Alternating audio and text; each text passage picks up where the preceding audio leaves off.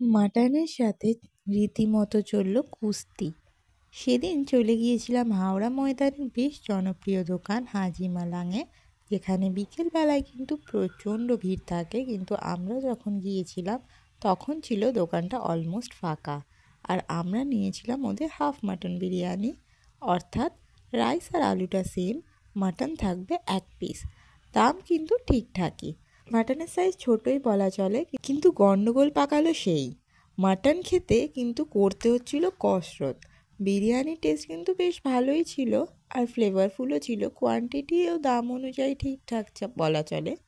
বিরিয়ানিটা হালকা ঠান্ডা ছিল আর মাটনটা একটু শক্ত, আদারওয়াইজ বিরিয়ানিটা ভালো। তোমরাও কি একই এক্সপিরিয়েন্স ফেস করেছো? কমেন্টে জানিও। আর ভিডিও ভালো লাগলে লাইক কমেন্ট শেয়ার করো আর চ্যানেলটা সাবস্ক্রাইব করে দিও। দেখা হচ্ছে নেক্সট ভিডিওতে, ততদিন ভালো থাকো, সুস্থ থাকো, ভালো থাকো। Bye bye. তুমি হও বাঙালি বিশ্বাস, তুমি হিন্দুস্তানি সালাম, বিরিয়ানি পছন্দ হবেই, তাই আজকে আমরা হাজি মালা